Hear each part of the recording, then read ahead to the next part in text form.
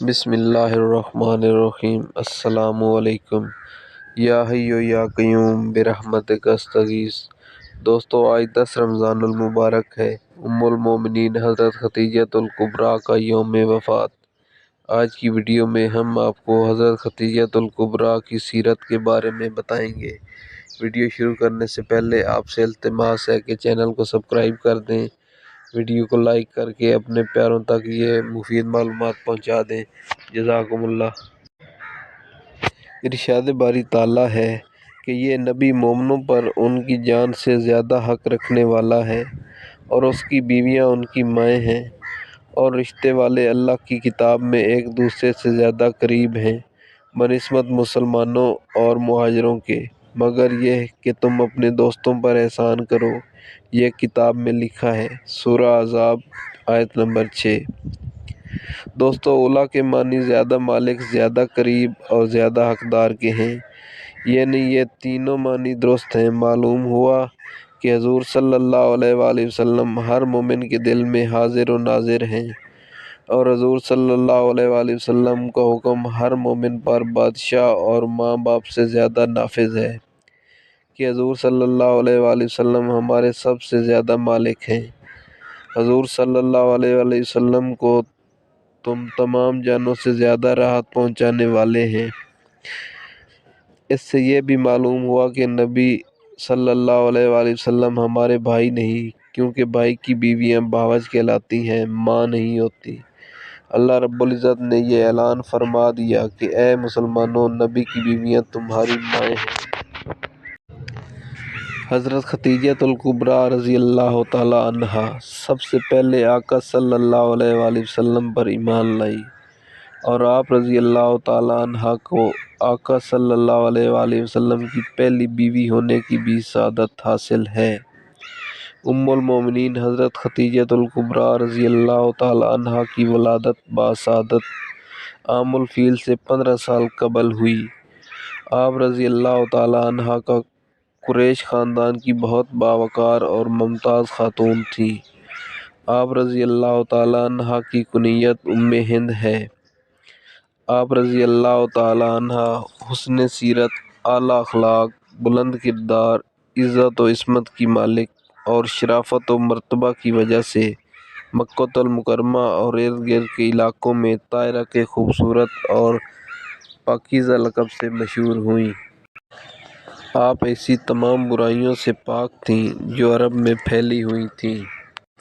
آپ قریش مکہ کی تمام خواتین میں سے سب سے مالدار اور باثروت خاتون تھیں۔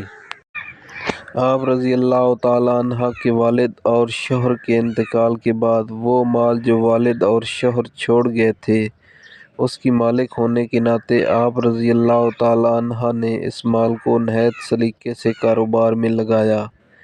مکہ معظمہ میں آقا صلی اللہ علیہ وآلہ وسلم کی سچائی کا چرچا عام تھا۔ ہر شخص آپ صلی اللہ علیہ وآلہ وسلم کو صادق اور امین کے لقب سے یاد کرتا تھا۔ حضرت خدیجۃ الکبریٰ کو جب آپ صلی اللہ علیہ وآلہ وسلم کے صادق اور امین ہونے کا پتہ چلا تو آپ رضی اللہ تعالیٰ عنہ نے آقا صلی اللہ علیہ وآلہ وسلم کی خدمت اقدس میں پیغام بھیجا کہ آپ صلی اللہ علیہ وآلہ وسلم میرا مال ملک شام لے جائیں اور وہاں جا کر تجارت کریں۔ آپ صلی اللہ علیہ وآلہ وسلم نے یہ بات قبول فرما لی۔ آپ صلی اللہ علیہ وآلہ وسلم حضرت خدیجہ رضی اللہ تعالیٰ عنہا کا مال جب تجارت کی غرض سے ملک شام لے گئے تو اس دفعہ تجارت میں بہت زیادہ منافع ہوا۔ حضرت خدیجہ رضی اللہ تعالیٰ عنہا کا غلام میسرہ بھی آپ صلی اللہ علیہ وآلہ وسلم کے ہمراہ تھا۔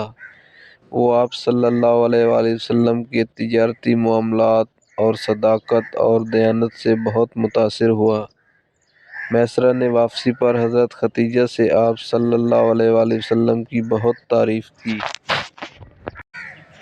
آقائے دو جہاں سرور کون و مکان صلی اللہ علیہ وآلہ وسلم کی صداقت، شرافت و ایمانداری سے متاثر ہو کر حضرت خدیجۃ الکبریٰ نے اپنی سہیلی نفیسہ کو بھیج کر نکاح کی خواہش کی۔ جو کہ حضور صلی اللہ علیہ وآلہ وسلم نے قبول کر لی۔ آپ صلی اللہ علیہ وآلہ وسلم کے چچا حضرت ابو طالب نے نکاح پڑھایا اور 500 درہم حق مہر مقرر ہوا۔ شادی کے وقت آپ صلی اللہ علیہ وآلہ وسلم کی عمر 25 سال اور حضرت خدیجہ الکبریٰ کی عمر 40 سال تھی۔ نبی کریم صلی اللہ علیہ وآلہ وسلم کا جب حضرت خدیجہ سے نکاح ہوا تو وہ آپ صلی اللہ علیہ وآلہ وسلم سے 15 برس بڑی اور بیوہ تھیں۔ اس سے آپ صلی اللہ علیہ وآلہ وسلم نے یہ اسوہ دیا کہ اگر منقوہ عمر میں بڑی ہو یا بیوہ ہو تو یہ ایسے مسائل نہیں جو عائلی زندگی کو خوشگوار نہ رکھ سکیں۔ حضرت خدیجہ الکبریٰ سے آپ صلی اللہ علیہ وآلہ وسلم کے 2 بیٹے اور 4 بیٹیاں پیدا ہوئیں۔ آپ صلی اللہ علیہ وآلہ وسلم کے بیٹے بچپن ہی میں وفات پا گئے۔ بیٹیوں کے نام حضرت زینب رضی اللہ تعالیٰ عنہا، حضرت رقیہ رضی اللہ تعالیٰ عنہا، حضرت کلثوم رضی اللہ تعالیٰ عنہا اور حضرت فاطمہ رضی اللہ تعالیٰ عنہ ہیں۔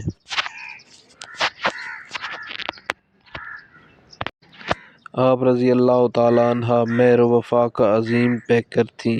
اپنی رفاقت میں ایک گھڑی بھی سرکار دو عالم صلی اللہ علیہ وآلہ وسلم کو ناراض نہ ہونے دیا۔ سب سے پہلے آپ رضی اللہ تعالیٰ عنہ آقا صلی اللہ علیہ وآلہ وسلم کی نبوت پر اسلام لائیں۔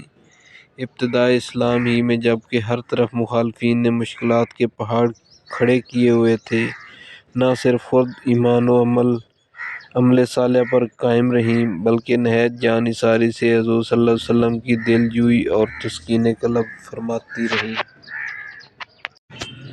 پہلی وحی کے بعد حضور صلی اللہ علیہ وآلہ وسلم جب ایک خاص حالت میں غار حرا سے گھر تشریف لائے تو سب سے پہلے سیدہ خدیجہ رضی اللہ تعالیٰ عنہا سے ہی سارا معاملہ بیان فرمایا۔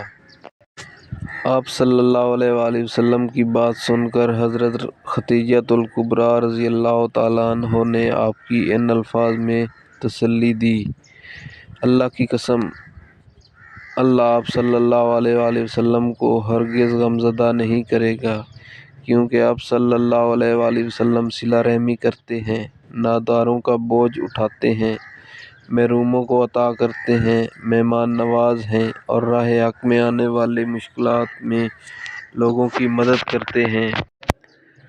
حضرت خدیجہ آپ صلی اللہ علیہ وآلہ وسلم کی دعوت تبلیغ میں بے حد مددگار ثابت ہوئیں، اپنی تمام دولت سرکار عالم صلی اللہ علیہ وآلہ وسلم پر قربان کر دی۔ سیدنا جبریل امین آپ رضی اللہ تعالیٰ عنہ کے نام رب العالمین کا سلام و بشارتیں لے کر آیا کرتے تھے۔ ام المومنین حضرت خدیجہ الکبریٰ کو حضور صلی اللہ علیہ وآلہ وسلم سے بے حد محبت تھی۔ گھر میں باندیاں اور غلام ہونے کے باوجود وہ خود اپنے ہاتھوں سے آپ صلی اللہ علیہ وآلہ وسلم کا کام کرنا باعث فخر سمجھتی تھیں اور ہر بات میں آپ صلی اللہ علیہ وآلہ وسلم کی مرضی کو مقدم سمجھتی تھیں۔ کفار مکہ نے جب اسلام کا زور دن بدن بڑھتے دیکھا اور اپنا ہر حربہ اور تدبیر ناکام دیکھی تو سن 790 میں قریش نے آقا صلی اللہ علیہ وآلہ وسلم اور آپ کے خاندان کے خلاف ایک دستاویز تیار کر کے خانہ کعبہ میں لٹکا دی۔ قریش کا کہنا تھا جب تک بنی ہاشم اور بنی مطلب کے لوگ حضور اکرم صلی اللہ علیہ وآلہ وسلم کو معاذ اللہ قتل کرنے کے لیے ہمارے حوالے نہیں کر دیتے، ان سے ہر طرح کا معاشرتی تعلق اور بول چال بند رکھی جائے۔ اس بائیکاٹ کی وجہ سے بنو ہاشم خود ایک گھاٹی میں منتقل ہو گئے۔ حضرت ابو طالب حضور صلی اللہ علیہ وآلہ وسلم اور اپنے خاندان کے ہمراہ گھاٹی میں پناہ لی اور وہ گھاٹی شیب ابی طالب کہلاتی ہے۔ حضرت خدیجہ الکبریٰ امیری اور خوشحالی کے باوجود آپ صلی اللہ علیہ وآلہ وسلم کے ساتھ گھاٹی میں رہیں۔ 3 سال اس تکلیف، بھوک اور پیاس کا سامنا کرتے ہوئے گزر گئے۔ کبھی کبھی حضرت خدیجہ رضی اللہ تعالیٰ عنہ کے اثر و رسوخ کے سبب کھانا پہنچ جاتا۔ آخر 3 سال بعد گھاٹی شیب ابی طالب سے رہائی ہوئی تو آپ صلی اللہ علیہ وآلہ وسلم ماں خاندان کے اپنے گھر آئے۔ حضرت خدیجہ آقا صلی اللہ علیہ وآلہ وسلم کی سچی مشیرہ کار تھیں۔ نبوت ملنے سے پہلے اور نبوت کے ابتدائی دنوں میں رسول اللہ صلی اللہ علیہ وآلہ وسلم غار حرا میں جا کر کئی روز اللہ تعالیٰ کی عبادت میں مصروف رہتے تھے۔ یہ راستہ بڑا ناہموار تھا، اس پر چلنا بھی مشکل ہوتا تھا۔ اس کے باوجود بھی رسول اللہ صلی اللہ علیہ وآلہ وسلم کے لیے کھانا، ستو، کھجوریں اور پانی وغیرہ غار میں پہنچاتی۔ حضور صلی اللہ علیہ وآلہ وسلم اپنے چچا ابو طالب کے بعد رفیقہ حیات حضرت خدیجہ الکبریٰ رضی اللہ تعالیٰ عنہا کی وفات کی وجہ سے غمگین رہنے لگے، اور آقا صلی اللہ علیہ وآلہ وسلم نے اس سال کو عام الحزن یعنی غم کا سال قرار دیا۔ اللہ پاک ہمیں صراط مستقیم پر چلنے اور اس پر عمل کرنے کی توفیق عطا فرمائے، آمین۔